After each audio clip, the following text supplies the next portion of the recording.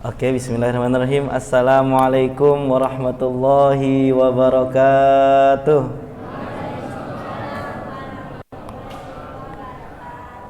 Mohon maaf bapak-bapak, ibu-ibu, agak nunggu sebentar. Ini kayak action, jadi harus nunggu aba-aba 1, 2, 3 baru mulai gitu. Sebelum kita mulai, mari kita kirimkan Fatihah, khususnya untuk kedua orang tua kita yang mungkin sudah mendahului kita, juga buat guru-guru kita yang sudah mengenalkan kita pada agama kita ataupun ilmu-ilmu yang lain, serta bagi bapak-bapak dan ibu-ibu untuk putra-putrinya semoga tumbuh sebagai pribadi yang soleh dan solehah liridha'illahi ta'ala wa bisyafaati Rasulillah sallallahu alaihi wasallam, wa nakhussu khususan ila abaina wa ummatina wa jadadina wa jadatina wa abnaina wa banatina ridwanullah barakatuh alim ajmain. Al-Fatihah. A'udzu billahi minasyaitonir rajim. Bismillahirrahmanirrahim. Alhamdulillahi rabbil alamin arrahmanir rahim maliki yaumiddin iyyaka na'budu wa iyyaka nasta'in ihdinas siratal mustaqim siratal ladzina an'amta 'alaihim ghairil maghdubi 'alaihim waladdallin amin.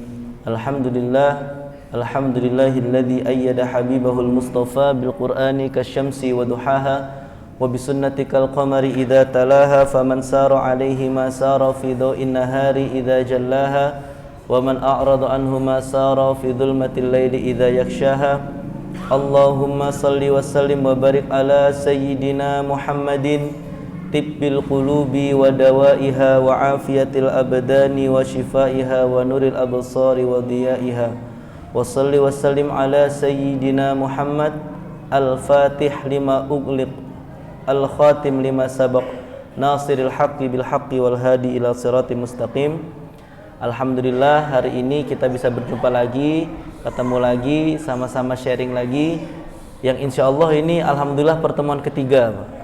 Artinya kurang lebih Ramadan sudah berjalan 20 harian, yang dimana semoga kita tetap istiqomah. Yang kalau sudah khatam 1 kali bisa 2 kali, yang 2 kali bisa 3 kali, yang 3 kali semoga bisa khatam Quran 4 kali. Karena sebagaimana kita ketahui bahwasannya para sahabat, para tabi'in itu luar biasa sekali memang khataman Qurannya. Imam Syafi'i, Imam Bukhari itu bisa menghatamkan 1 hari 2 kali khataman. Artinya dalam 1 Ramadan itu 60 kali khataman. Itu sambil ngajar juga, sambil nulis juga. Jadi luar biasa, memang ada satu faidah bagi para ulama itu namanya tulul waqti.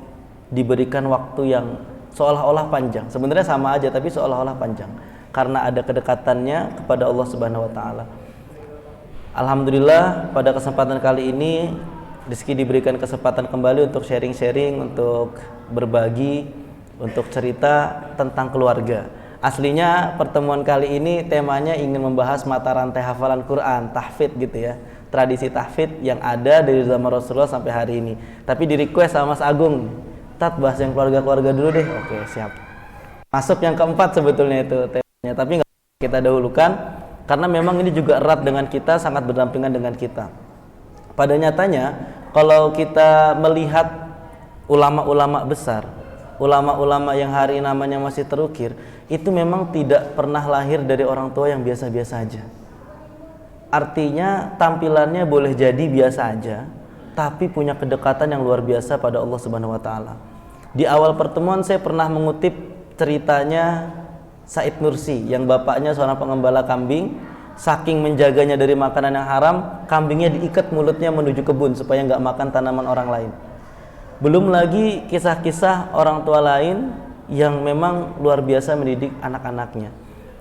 Saya mungkin tidak terlalu jauh, saya ingin ambil kasus terdekat, yakni dari guru saya sendiri. Beliau namanya Dr. Ki Haji Ahmad Husnul Hakim. Masih ada beliau, masih seger. Punya putra-putri, putra 3, putri 3, 6-6-nya hafal Quran, Mbak. Dari yang paling besar sampai yang paling kecil. Yang paling kecil itu usianya sekarang mungkin 3 SMP atau 2 SMP. Dan hafalan Qur'annya bukan sekedar setoran, tetapi semuanya sudah pernah membaca bil goib dari juz 1 sampai juz 30 sekali duduk.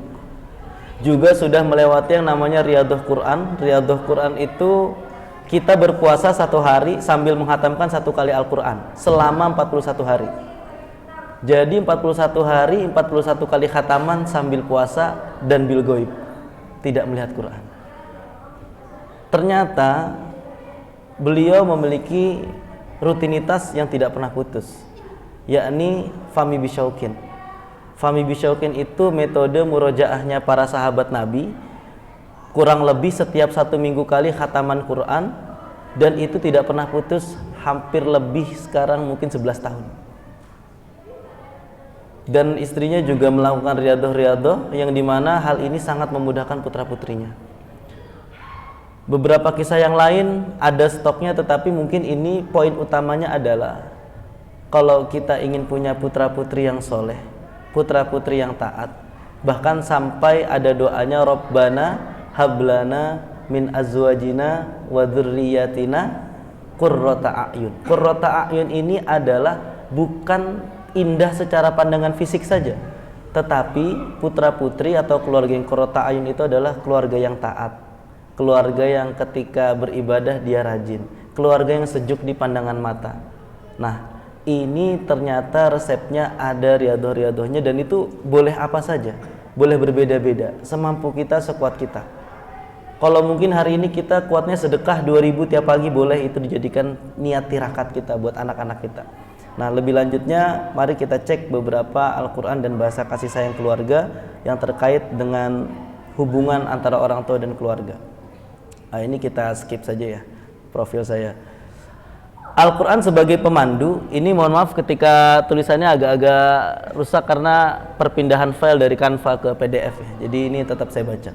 Al-Quran sebagai pemandu, Syekh Izzuddin Abdissalam berkata, Al-Quran dzalulun dzu wujuhin fahmilu ala ahsani wujuhi. Al-Quran itu memiliki banyak wajah, maka tampilkan Al-Quran dengan wajah terbaik. Maksudnya apa Al-Quran sebagai kitab yang memiliki banyak wajah itu?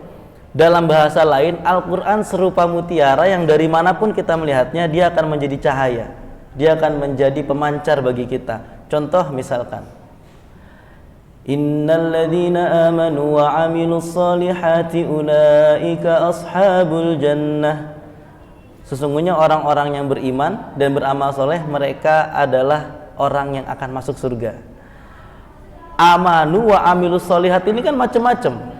Bagi seorang pekerja, ketika dia kerja secara jujur dan profesional, itu amanu wa 'amilus solihat. Bagi guru, ketika dia berjuang untuk mengajarkan muridnya secara totalitas, itu juga amanu wa 'amilus solihat.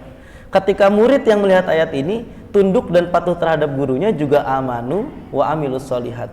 Bagi kita yang mengurusi masjid DKM, melayani jamaah adalah amanu wa 'amilus solihat. Maka ayat ini bisa dipandang dengan berbagai macam segmentasi, tidak hanya orang yang di masjid aja, tidak hanya orang yang soleh saja gitu, tetapi orang yang sedang berusaha soleh pun bisa masuk amanu wa 'amilus solihat. Maka itu fahmilu ala ahsani wujuhi. Jangan sampai Quran ini malah menjadikan kita sarana untuk memberikan justifikasi atau penilaian atau penghukuman terhadap orang lain. Jadikanlah Quran ini nafas kita, cara kita untuk bisa 1001 husnuzon meskipun kita punya kesempatan untuk suuzon. Karena inilah yang diajarkan gitu. Rasulullah SAW saking menjaga perasaan orang, ada kisah bagus banget. Jadi satu ketika Rasul itu memang setiap diberi pemberian orang lain tidak pernah menolak, selalu menerima. Dan kalau barangnya banyak, pasti dibagikan ke sahabat yang lain. Sampai satu ketika Nabi diberikan anggur, buah anggur dari nenek-nenek, terus anggurnya dihabisin sendiri Pak, dimakan sendiri sama Nabi sampai habis. Namanya orang ngasih ke Nabi dimakan sampai habis, kira-kira orangnya seneng gak Pak? Seneng banget.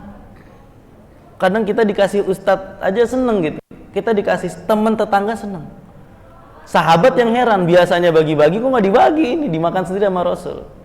Apa kata Nabi? Ketika orang ini sudah gak ada, udah ngeliat, Nabi bilang, tadi itu anggurnya asem banget. Saya takut kalau kamu makan, kamu mengeluarkan ekspresi yang akan mengecewakan hati orang itu. Inilah keindahan yang dipancarkan oleh Rasulullah SAW. Kadang kita mungkin biasa aja, apaan nih, asem banget gitu, cuek aja gitu kita. Tapi Nabi menjaga perasaan orang sampai segitunya. Ini adalah akhlak yang dibilang Siti Aisyah, kana khuluquhu Al-Quran, bahwasannya akhlaknya Nabi adalah akhlak Al-Quran. Maka fahmilu ala ahsani wujuhi, ini adalah bagaimana kita bisa menjaga perasaan orang melalui ayat Quran. Nah, selanjutnya beberapa pembahasan kita pada hari ini yakni mengenai tingginya derajat orang tua. Lalu kalau misalkan dalam kaidah fikih itu ada namanya mafhumu khalafah. Mafhumu khalafah itu nalar kebalikan. Contoh seperti ini.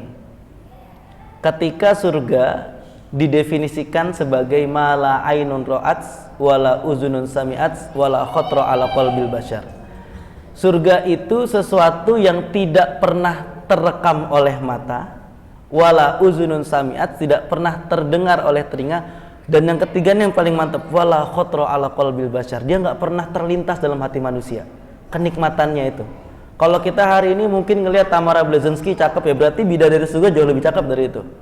Kalau hari ini mungkin kita ngelihat Zaskia Diameka cantik, berarti bidadari lebih cantik dari itu.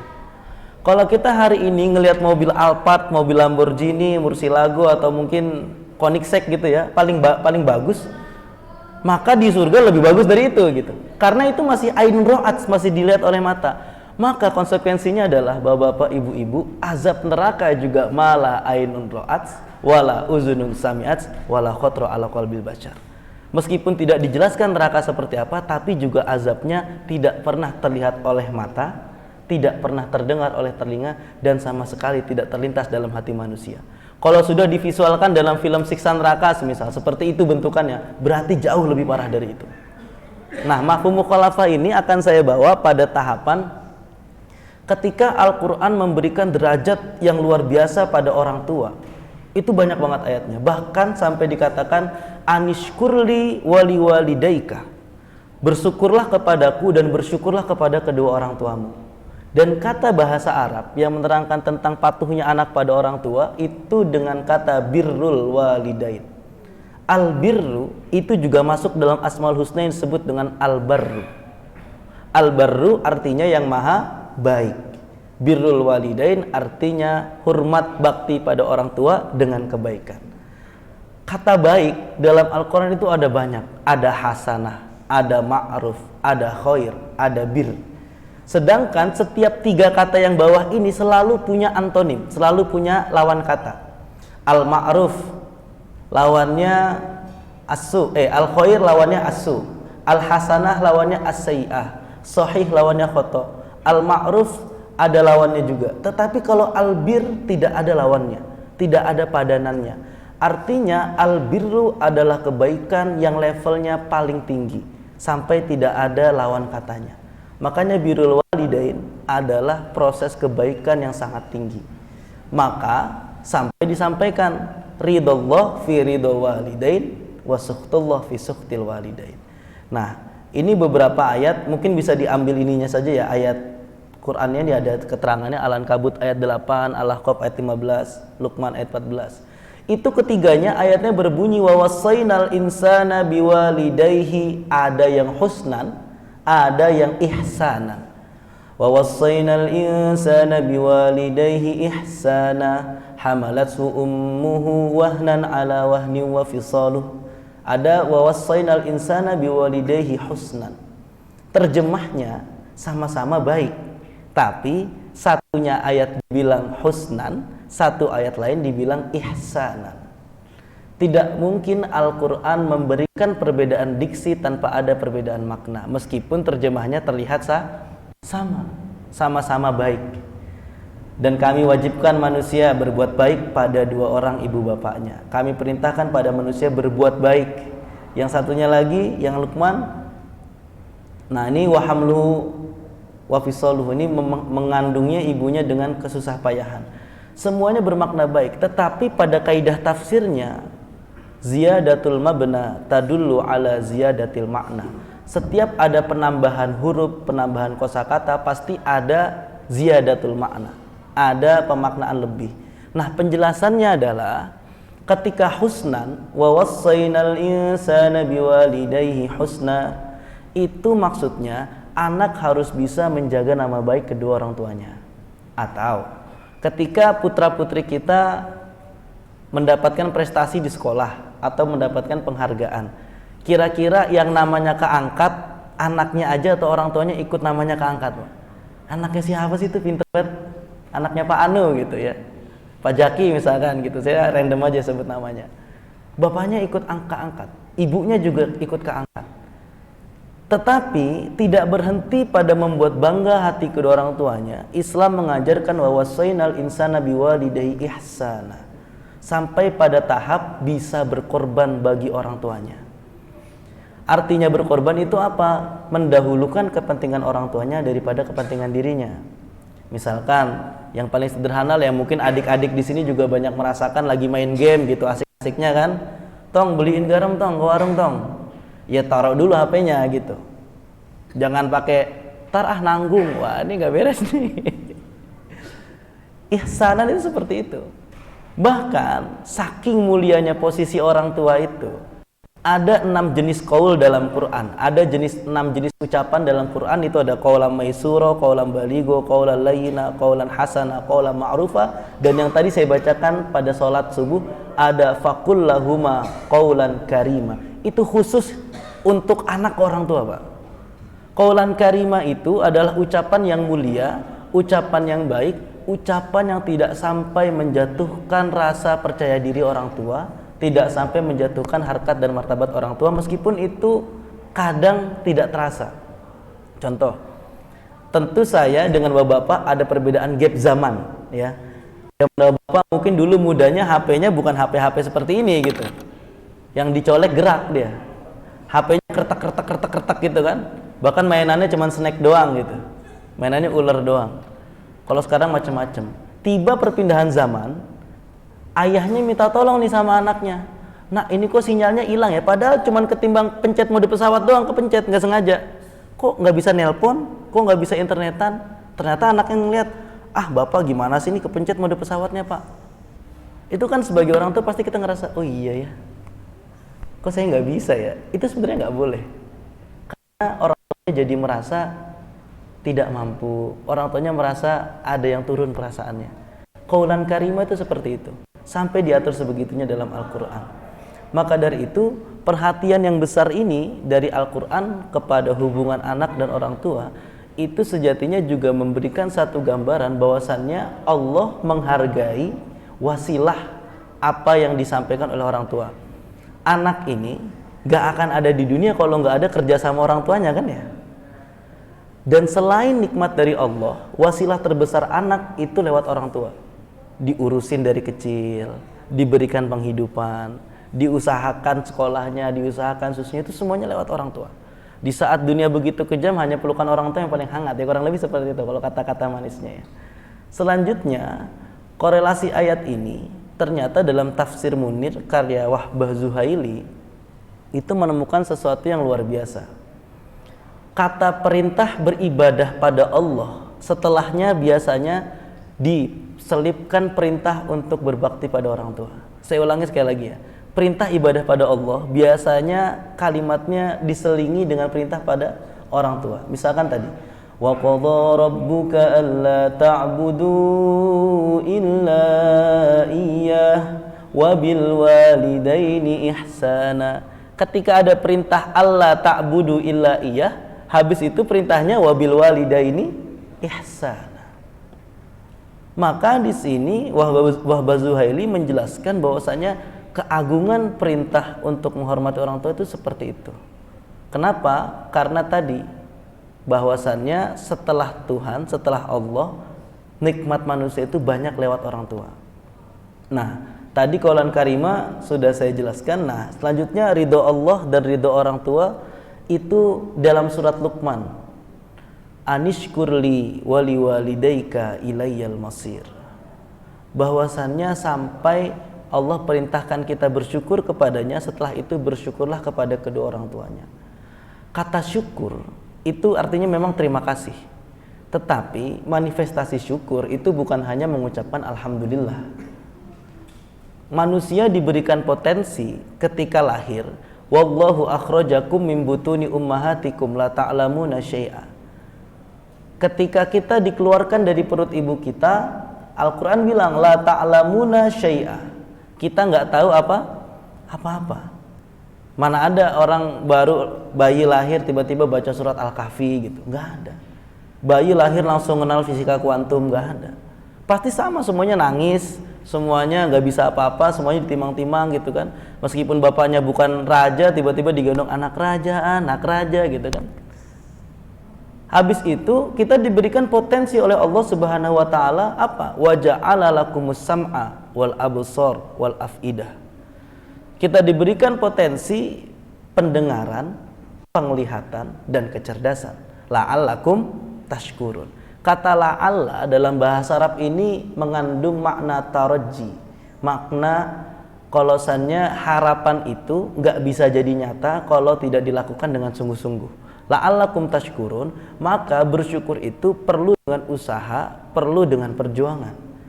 Setelah ngucapin alhamdulillah, pasca itu ketika kita sudah tahu kenikmatan, ketika kita sudah tahu ilmu, ketika kita sudah mengerti adab, ketika kita sudah membaca banyak referensi, apa setelah itu? Maka manifestasi syukur yang sebenarnya adalah kita berbuat baik, kita mengamalkan, kita berbuat soleh. Itulah syukur yang sebenarnya. Ketika kita tahu ada orang butuh dibantu, jangan ditanya aja butuh bantuan pak. Ini belum bersyukur, kasih bantuannya. Ada orang misalkan butuh pertolongan, ya nggak ditanyain aja butuh tolong pak, tolongin beneran. Itu manifestasi syukur yang sebenarnya. Setidaknya kalau kita tidak bisa membantu finansial, tidak bisa membantu secara materi, bantu tenaga.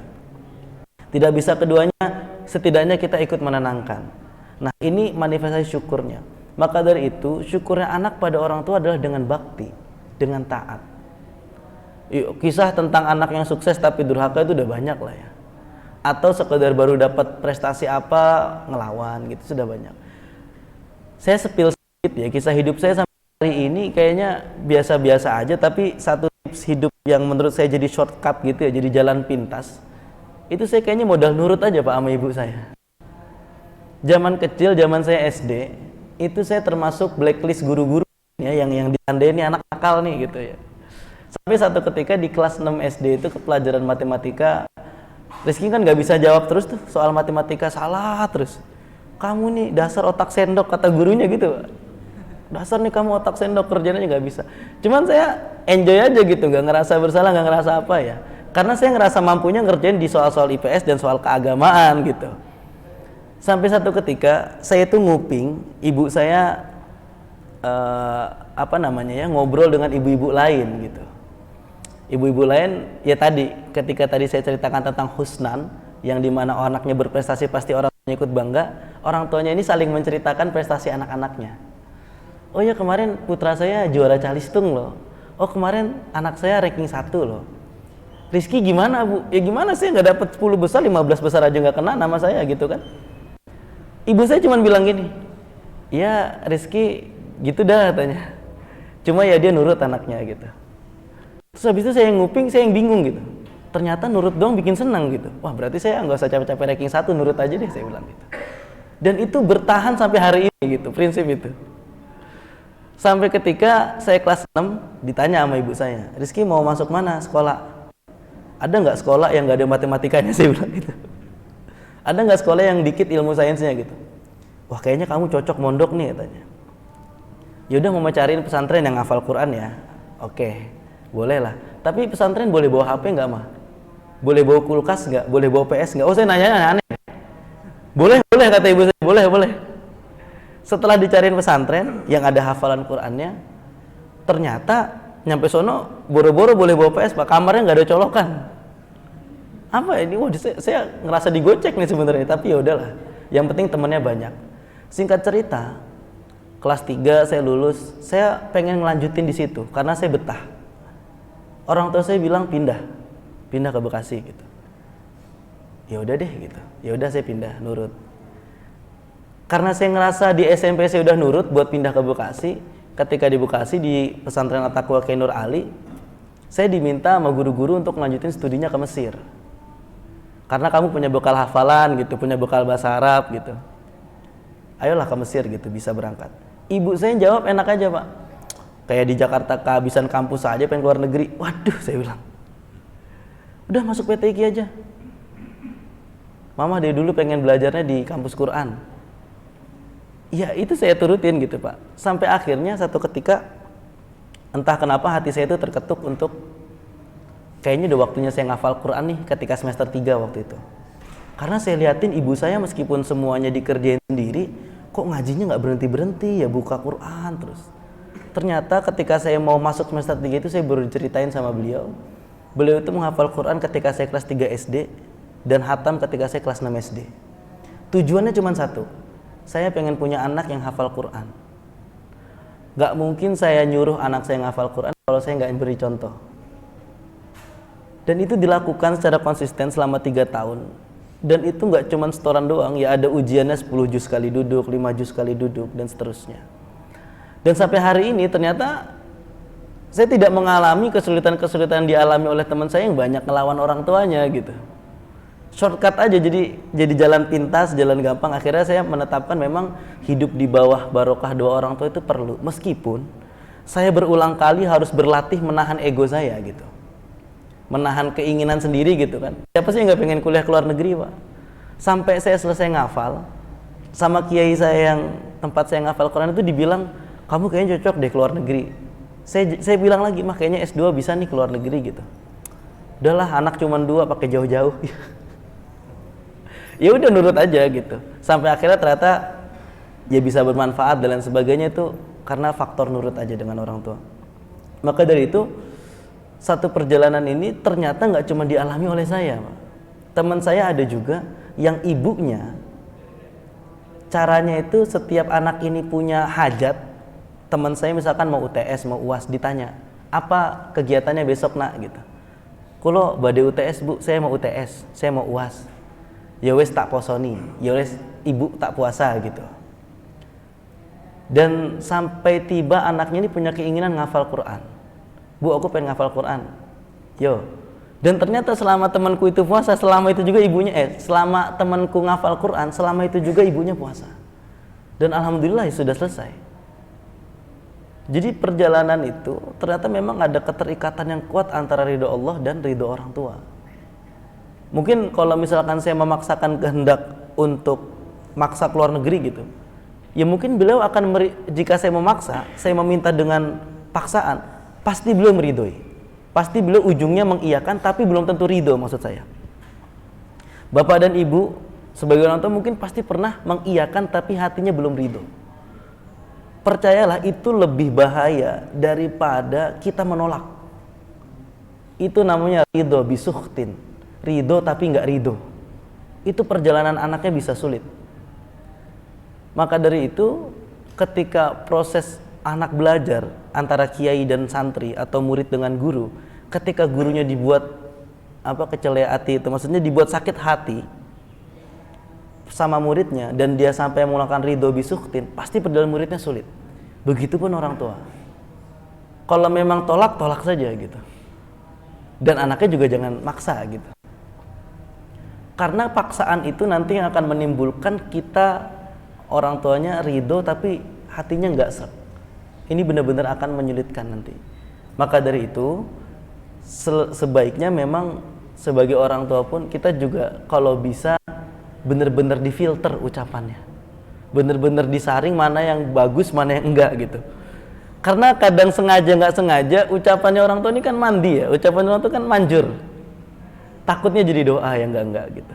Nah itu bagaimana ridhollah fi ridho walidain wa sukhtullah fi sukhtil walidain.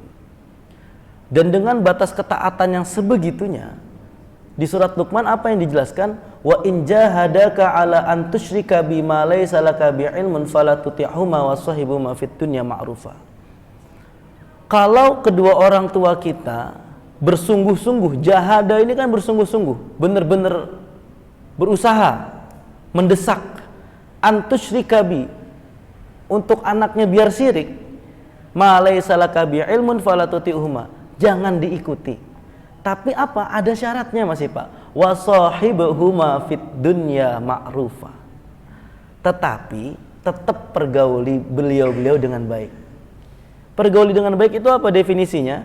Dijelaskan nama Imam Wahbah Zuhaili tadi, Profesor Wahbah Zuhaili, ya tetap memberikan makan ketika mereka butuh, tetap memberikan uang ketika mereka butuh, tetap tersenyum ketika dipanggil, tetap membantu ketika mereka butuh pertolongan, tetap merawat ketika sakit, dan tetap datang ketika disuruh datang, dan tetap menyaut ketika dipanggil, dan semua adab-adab itu harus dipenuhi. Kecuali satu, perintah syiriknya aja nggak boleh diikuti. Karena kaidahnya la ta'ata li makhluqin fi ma'siyatil khaliq. Tidak ada ketaatan bagi makhluk untuk perintah bermaksiat kepada sang khaliq. Nah, ini selanjutnya ya. Tadi la ta'ata fi makhluqin. Nah, ternyata As-Sa'di menjelaskan al-ma'ruf hiya al-ihsan wa ta'ah kullu ma urifa fi syari'i fil hasanah. Jadi al-ma'ruf itu segala sesuatu yang sifatnya ihsan, ketaatan, dan tidak bertentangan dengan akal. Tidak bertentangan dengan akal maksudnya jangan sampai itu sesuatu yang kontradiktif, tidak masuk akal malah kita turuti seperti itu. Dan dalam hadisnya pun memang ketaatan-ketaatan ini pada yang ma'ruf, pada yang baik. La ta'ata fil ma'siyah, tidak ada ketaatan pada kemaksiatan. Tetapi yang perlu digarisbawahi adalah betapa mulianya orang tua sampai ketika memerintahkan pada syirik itu tetap harus dihormati. Dosa besar itu kan ada 4 ya Pak. Al-kabair itu isyraku billah, syirik pada Allah, uququl walidain, durhaka kepada kedua orang tua, qatlun nafsi, membunuh, dan yang keempat itu berzina kalau nggak salah. Tapi saya lupa yang keempat ini. Tapi ada 4 dosa besar itu. Posisi uququl walidain ada di kedua, dan isyraku billah itu nomor 1. Ketika dia memerintahkan kemaksiatan di yang nomor 1 aja masih kita diminta untuk menghormati, luar biasa. Nah, ini ada satu kalam hikmah dari Profesor Quraish Shihab di saat beliau menjadi perwakilan Indonesia untuk pertemuan Muktamar Ulama Internasional di Mesir. Apa yang beliau sampaikan? Al-mar'ah am imro'ah musaqqafah sawaun akanat kal hiya madrasatul lati tunsyi'ur rijal fa idza wal usrah hiya asasu labina'il asasiyah libina'il mujtama idza saluhal usrah saluhal mujtama.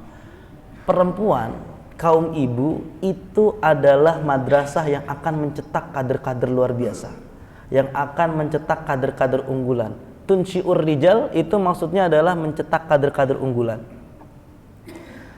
Wal usrah hiya labina'il asasiyah, dan keluarga itu lingkup kecil, lingkup sederhana yang sangat berpengaruh terhadap kondisi masyarakat.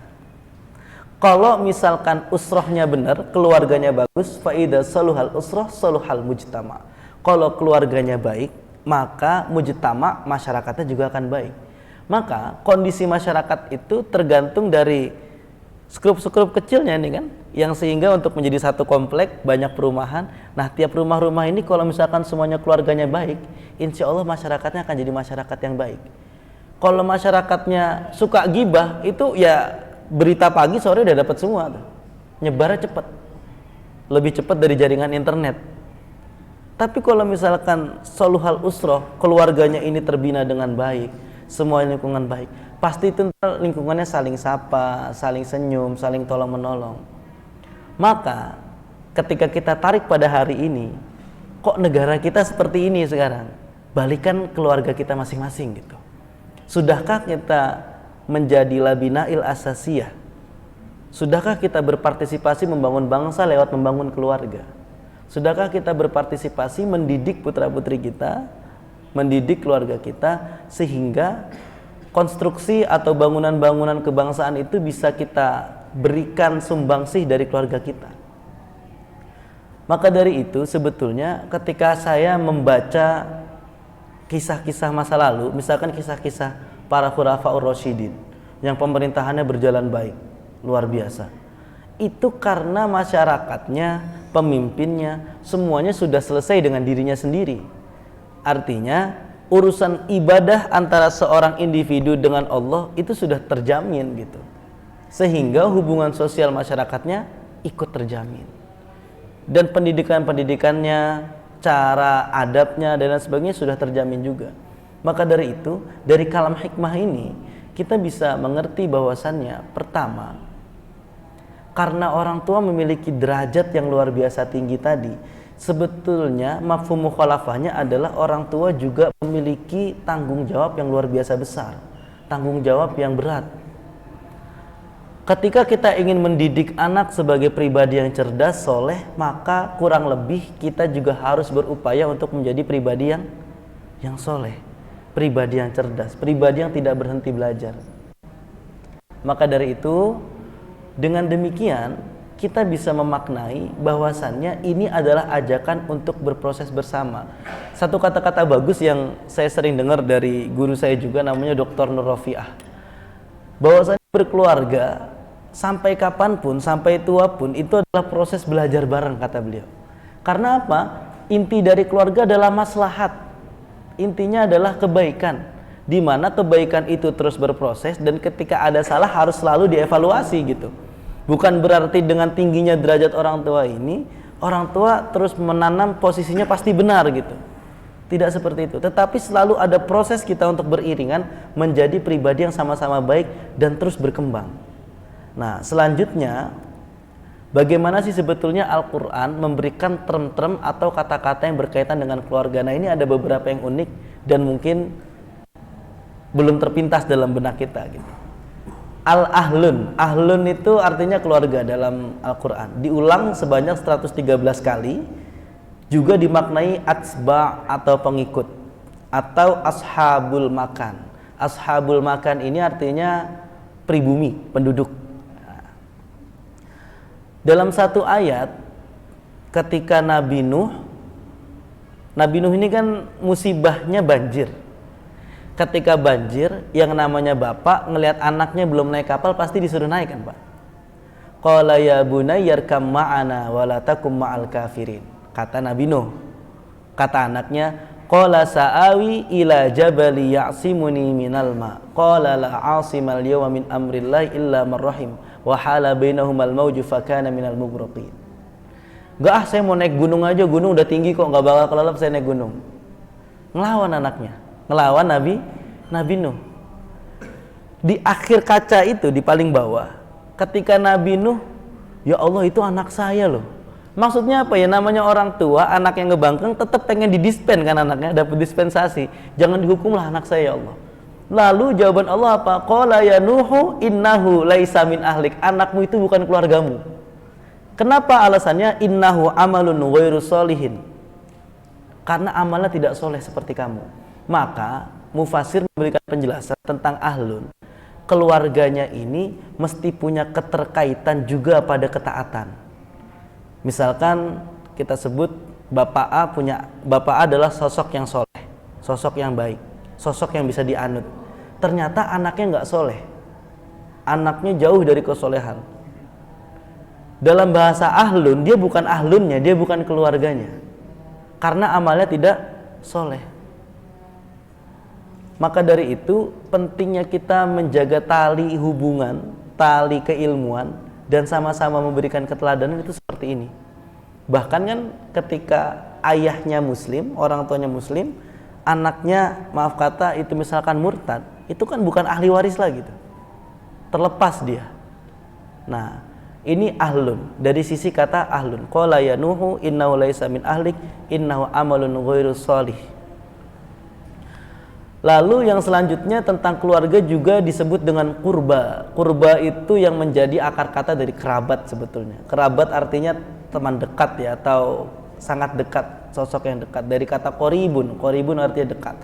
15 kali diulang dalam Quran, ada di surah An-Nisa ayat 8 dan Al-Baqarah ayat 83. Nah, asyirah selanjutnya ada asyirah bermakna keluarga yang juga pasangan, teman, kerabat. Nah, di sini bukan sekedar hubungan keturunan, juga keterkaitan melalui perkawinan. Nah, asyirah itu seperti ini, misalkan Rizky punya keluarga, lalu menikah, perempuannya punya keluarga, dijadikan satu keluarga besar, itu namanya asyirah, keluarga besar. Lalu al-arham berasal dari kata rahim atau rahmah, menunjukkan makna kasih sayang, karena proses terjadi pada rahim mesti didahului oleh kasih sayang. Jadi hubungan yang tersambung oleh tali kasih sayang. Nah, dzurriyyah ini keturunan. Wa min dzurriyyati, misalkan ketika dalam doa-doanya Nabi Ibrahim, dzurriyyah ini keturunan. Nah, term-term keluarga dalam Al-Qur'an ini memiliki makna yang berbeda-beda dan tentunya penggunaan juga berbeda-beda. Dalam artian satu ayat misalkan wal yakhshal ladzina law taraku min khalfihim dzurriyyatan di'afan. Kamu harus merasa takut jika meninggalkan keturunan dalam keadaan lemah. Memang ayat ini konteksnya memang konteks finansial, artinya jangan sampai anak ini ditinggalkan dalam keadaan miskin sehingga dia berpotensi untuk menjadi pengemis seperti itu. Apa sebab cerita dari ayat ini? Ceritanya adalah ketika ada sahabat Nabi, orang kaya, bilang ke Rasul, "Ya Rasul, saya punya anak perempuan semua dan mereka sudah nikah semua, maka harta saya ingin saya infakkan 100%," kata sahabat ini. Rasul bilang, "Jangan semuanya. Ya sudah 75%, masih terlalu banyak. 50% masih terlalu banyak. 25%, oke boleh." Lalu dijelaskanlah wal yakhshal ladzina law taraku min khalfihim dzurriyyatan di'afan. Jangan sampai anaknya nanti lemah ekonominya. Nah, selanjutnya beberapa kisah yang melakukan pertalian antara anak dan orang tua itu ada banyak. Ketika misalkan Nabi Zakaria berdoa untuk punya keturunan. Di dalam Quran surah Maryam diabadikan walam akum bidu'aika rabbi syaqiya. Ya Allah, saya tidak pernah kecewa kepadamu ketika berdoa. Doanya Nabi Zakaria apa? Rabbi la tadharni fardan wa anta khairul warithin. Jangan sampai aku ditinggalkan sendirian lah, nggak punya keturunan, seperti itu kurang lebih. Nah, ada juga kisah Nabi Ibrahim dan Nabi Ismail, di mana bapaknya seorang nabi, putranya juga memiliki ketaatan. Kisahnya juga diabadikan dalam Al-Qur'an. Falamma balagha ma'ahu as-sa'ya qala ya bunayya inni ara fil manam. Ketika sampai usianya, qala ya bunayya, Nabi Ibrahim bilang, "Wahai anakku, inni ara fil manami, aku melihat dalam mimpiku, anni atbahuka fanzur madza tara." Saya itu mimpi kamu saya sembelih. Gimana kira-kira pendapat kamu? Apa pendapat Nabi Ismail? Bukan ditanya gini dulu, Pak. Mimpinya benar, Bi. Mimpinya benar, Pak, gitu. Enggak. Apa kata Nabi Ismail? Qala ya abatif al ma tu'mar satajiduni insyaallahu minas sabirin. Kalau itu dari Allah, lakukan. Insyaallah saya terima. Dan itu yang menjadi sejarah Idul Adha. Ketika Nabi Ismail diganti dengan seekor domba. Lalu ketika ada putra yang soleh, lalu bapaknya soleh, wajar. Ketika ada yang ayahnya soleh, putranya nggak soleh, itu bisa jadi memang ujian untuk ayahnya. Seperti Nabi dan lain sebagainya. Nah, selanjutnya ini yang ingin poin utamanya, kaidahnya adalah ridho bisyai' ridho bima yatawalladu minhu. Kalau sudah siap jadi orang tua, maka harus siap memberikan keteladanan. Karena apa? Ridho bisyai', kita menghendaki sesuatu, sudah rela terhadap sesuatu. Ridho bima yatawalladu minhu, harus rela juga dengan berbagai macam akibat, efek, konsekuensi dari apa yang sudah kita pilih. Misal, kita sudah milih jadi karyawan di kantor A, sudah otomatis harus ridho juga dengan berbagai SOP, ketentuan yang ada di kantor itu kan. Gak mungkin kita pengen jadi pegawai di satu tempat, tapi kita ambil enaknya aja nih, kerjaan yang saya suka ini, yang gak saya suka ini, dipecat langsung kita. Makanya ridho bisyai' ridho bima yatawalladu minhu itu kaidah yang mengajarkan konsistensi. Di mana ketika kita sudah mengambil keputusan, misalkan Rizky pengen jadi pendakwah, maka ya konsistensi lanjutannya adalah kalau salah nanti ada yang dikritik, nanti misalkan pendapatnya lagi lupa, lagi apa, ada yang komen, itu wajar. Ya harus ridho, harus legowo dengan itu gitu. Kita sebagai bos, sebagai pimpinan, manajer, ya harus mau menggaji gitu kan. Bima yatawalladu minhu. Maka ketika menjadi orang tua, yang harus adalah memberikan keteladanan. Karena apa? Imam Sya'rawi menyampaikan maka nafil abna'i ka nafil abai. Kalau misalkan segala bentuk perilaku anak itu pasti ada dari orang tuanya juga. Nah, ini tinggi derajat, tinggi pula tanggung jawab. Salah satunya adalah memberikan keteladanan, memberikan pendampingan, rezeki yang halal, lalu harus konsisten. Keteladanan ini memang dijelaskan oleh Imam Sya'rawi dengan perumpamaan seperti ini. Anak itu adalah peniru yang sangat ulung. Dia akan betul-betul meniru segala sesuatu yang dilakukan oleh kedua orang tuanya. Kalau misalkan ketika dia banyak nanya, orang tuanya ngebentak, nanti tumbuhnya juga akan pribadi ketika ditanya berkali-kali dia akan membentak dan lain sebagainya. Itulah mengapa Nabi sangat berhati-hati dalam berucap. Mengapa para ulama ini, misalkan kiai-kiai ya, itu ada yang punya cucu masih kecil, cucunya diajak ngaji tuh Pak, disuruh ikut pengajian, dipaksa. Niatnya itu supaya dia ngeliat mbahnya ngaji, nanti semoga dia tumbuh jadi anak yang seneng ngaji. Dan memang ini cukup berpengaruh ya, karena posisi hamilnya adik saya itu, ketika ibu saya hamil adik saya, posisinya mama sudah hatam Quran, jadi 1 bulan bisa menghatamkan Quran sebanyak 4 kali. 9 kali 4 itu berapa? Kan lumayan banyak tuh Pak hatamannya. Adik saya itu mulai baca Iqra lancar itu umur 4 tahun sudah lancar baca Iqra, jadi sudah masuk ke Quran gitu. Itu pengaruh banget ternyata. Dan kita juga nggak tahu kan kenapa dia bisa lebih cepat atau lain sebagainya. Tetapi pada nyatanya ketika keteladanan itu diberikan, itu berefek pada anak. Selanjutnya rezeki halal itu saya persingkat mungkin di Al-Mu'minun 51, ya ayyuhar rusulu kulu minat thayyibati wa'malus sholiha inni bima ta'maluna alim. Bahwasannya perintah Rasul itu diperintahkan memilih makanan yang halal. Kenapa? Karena kata ini disandingkan dengan wa'malus sholiha.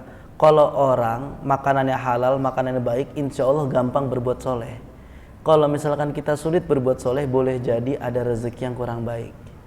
Maka dari itu ketika pertumbuhan anaknya kurang bagus misalkan, atau misalkan kita ada kendala dan sebagainya, coba introspeksi di sisi ini.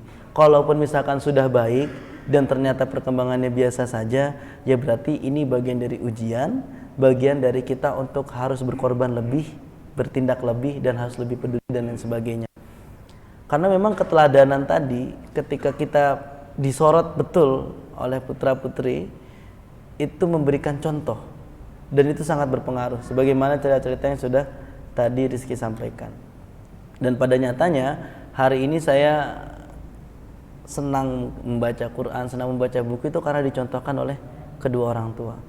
Baik, mungkin itu yang bisa saya sampaikan, semoga ada manfaatnya. Jika ada tanya jawab dipersilakan. Oh, Mas Faiz, mic-nya ada nggak?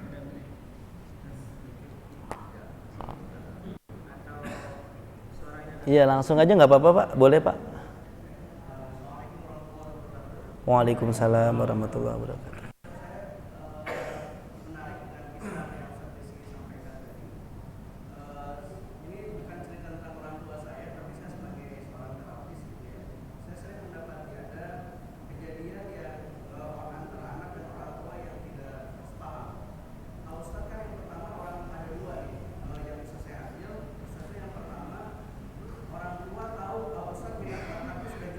Iya, betul.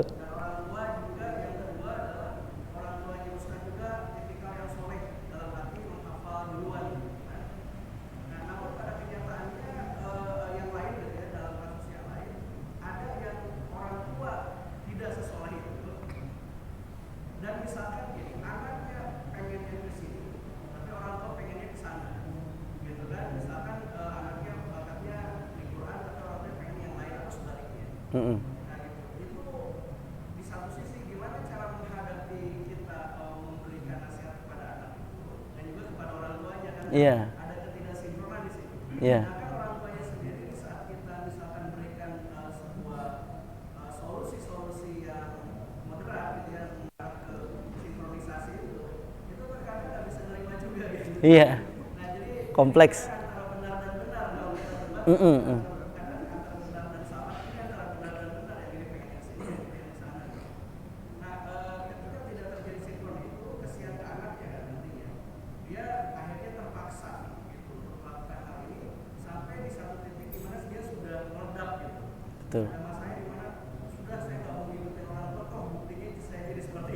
Heeh. Iya. Saya pernah dicurhati langsung sama orang dengan kasus ini. Anaknya cewek, perempuan. Tipenya anaknya aktivis dan anaknya pengen merdeka dari uminya gitu. Sedangkan uminya punya pesantren, Pak. Tapi anaknya pengen jadi aktivis.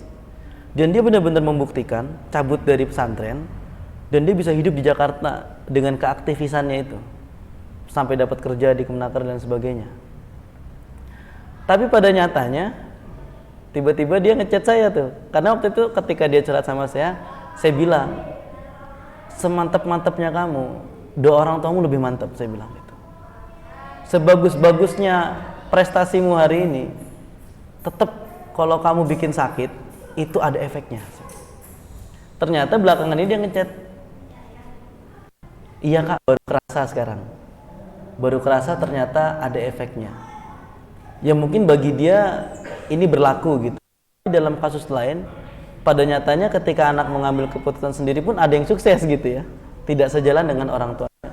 Dan mungkin di situ ada bagian untuk menyadarkan atau apa.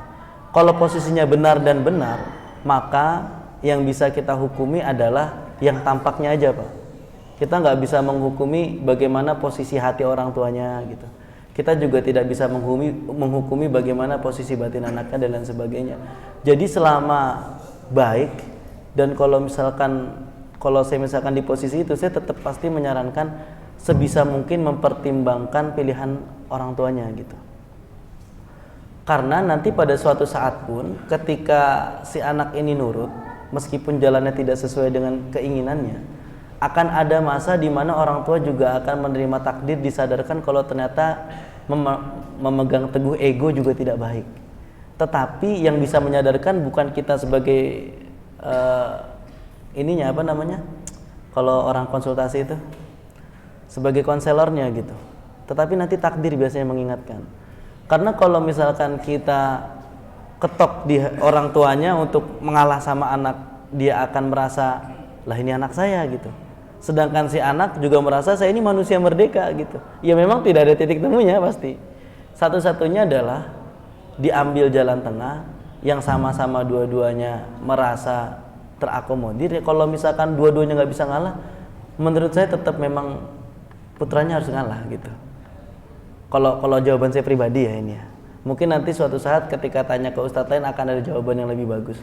Tapi kalau sejauh ini saya sebagai anak, saya selalu ngalah gitu. Dan nyatanya perjalanan demi perjalanan saya selalu menemukan sesuatu yang sama sekali tidak saya sangka gitu. Efek dari nurut itu. Kalau misalkan dalam kasus-kasus tertentu teman-teman saya yang lain yang curhat tentang itu baru satu orang itu tadi sih. Dan pada akhirnya nyatanya dia merasa kalau harusnya ya nurut sama uminya gitu. Jadi itulah pentingnya, salah satunya kenapa tadi saya bilang di awal-awal orang tua juga harus punya ilmu dan pengalaman yang lebih banyak, karena supaya juga ketika ngambil keputusan atau ngambil tindakan tidak sampai seegois itu gitu.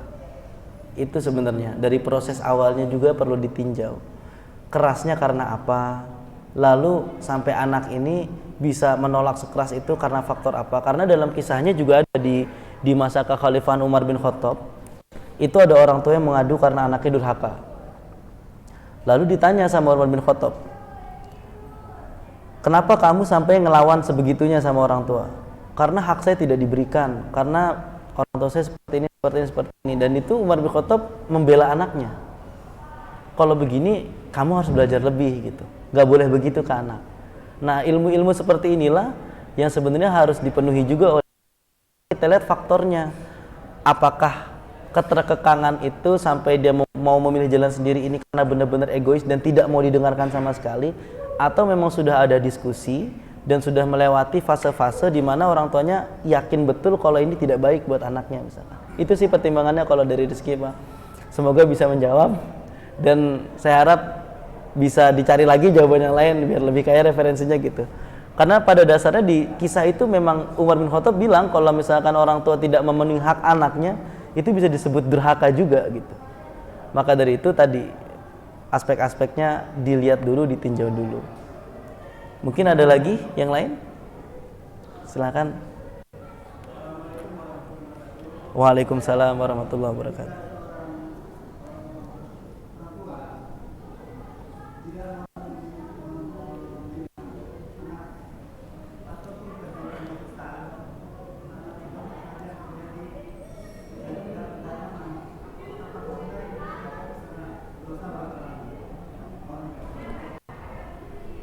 Mas Faiz, coba mic-nya dong, ada nggak? Kurang jelas. Gimana Pak? Nggak, saya aja maju. Gimana? Ketika seorang tua tidak mampu melakukan sebuah kebaikan bagi keluarga, termasuk juga kesusahan hidup dan segala macam peristiwa yang kurang nyaman, apakah karena ini disebabkan adanya dosa masa lalu? Oke, iya, sudah.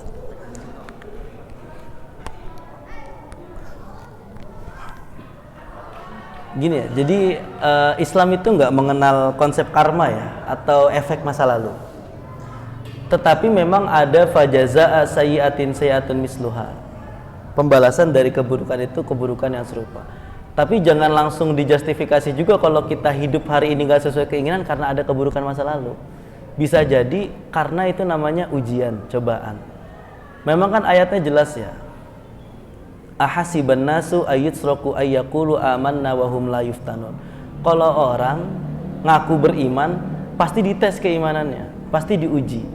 Maka dari itu, sebagaimana Rasulullah ketika hidupnya sulit, dakwah dilempari dengan batu, dan Rasul melewati itu dengan cara yang mulia, cara yang elegan, baru Rasul dijuluki sebagai pribadi yang berakhlak mulia gitu. Kalau misalkan Rasul dakwahnya lurus saja, nggak dapat ujian apa-apa, mungkin Rasul nggak dapat predikat makhluk mulia gitu, karena nggak ada ujiannya. Lalu ketika kenyamanan itu dikaitkan dalam konsep keluarga seperti itu, saya rasa bukan karena dosa masa lalu, tapi memang ujian saja. Sebagaimana ujiannya Nabi Lut oleh putra dan istrinya, sebagaimana ujiannya Nabi Nuh oleh Kan'an dan lain sebagainya. Hal seperti ini bisa terus diperbaiki selama kita tidak berhenti berproses menjadi baik, Pak. Kalau dari rezeki mungkin sebatas itu jawabannya. Jadi insya Allah tidak ada keterkaitan di masa lalu, kecuali memang dalam kasus-kasus tertentu seperti perzinahan dan lain sebagainya gitu ya. Karena memang itu secara syariatnya menjadi hutang gitu, menjadi hutang atau mesti nanti akan ada keturunannya yang melakukan hal serupa gitu. Itu kata imam-imam. Dan hukumannya juga berat zina itu, sampai nasabnya tidak boleh dinisbahkan kepada ayahnya. Tapi kalau untuk perasaan kita seperti berdosa dan lain sebagainya, insya Allah dosa-dosa masa lalu kalau kita taubati, insya Allah nggak berpengaruh, Pak, insya Allah. Karena kita nggak mengenal konsep karma yang berkelanjutan itu. Itu sejauh ini yang Rizky ketahui terkait soal itu. Atau mungkin saya salah tangkap, gitu ya. Jadi kalau dalam pandangan aku, beberapa yang saya baca, kebaikan orang tua itu juga berpengaruh sama anak. Ini direkam dalam surat Al-Kahfi. Al-Kahfi ini kan menceritakan di akhir cerita tentang Nabi Musa dan Nabi Khidir. Perjalanannya ada 3 kali. Hal attabi'uka ala an tu'allimani mimma ulimta rusyda. Bolehkah aku mengikutimu, kata Musa. Hal tastati'u ma iya sabra, bisa sabar enggak, kata Nabi Khidir. Perjalanan pertama, fantolako hatta idza raqiba fis safinati kharaqaha. Nyampe kapalnya dibolongin. Yang kedua dan ketiga ini berkaitan dengan orang tua. Yang kedua, fantolako hatta idza laqiya gulaman faqatalah. Ketemu anak kecil, anaknya dibunuh. Ketika ditanya kenapa? Karena anak ini abawaihi mu'minaini fakhashina ayyurhiqahuma tughyana wa kufra.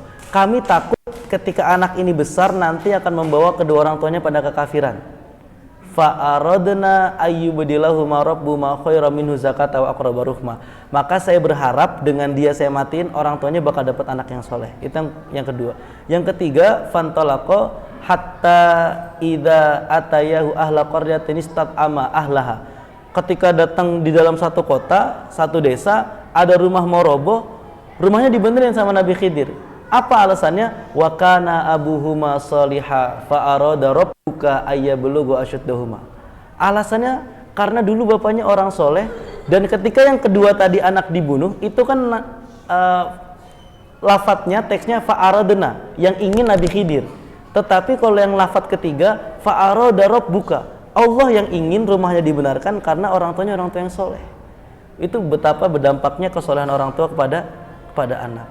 Dan kalau kita kembalikan pada konsep kebaikan sudah dicatat setelah adanya niat, dan keburukan tidak tercatat kecuali setelah dilakukan, maka ketika kita menganggap adanya keburukan kita karena dosa masa lalu, ini seolah-olah saya khawatirnya kita suuzon gitu sama Allah. Makanya jangan sampai kita punya perasaan itu. Tadi sebisa mungkin Rizky bilang, semoga itu tetap bisa jadi kebaikan setelah kita taubati atau setelah kita sadarkan gitu. Mungkin itu Pak yang bisa saya jawab. Baik, selanjutnya mungkin bisa dilanjut dengan ngobrol-ngobrol setelah ini. Jadi saya tutup dulu. Mohon maaf atas segala kekurangan, segala kesilapan dan kekurangan yang saya miliki. Yang benar datang dari Allah, yang salah datang dari rezeki pribadi. Semoga ada manfaatnya. Wallahul muwaffiq ila aqwamit thoriq. Wassalamualaikum warahmatullahi wabarakatuh.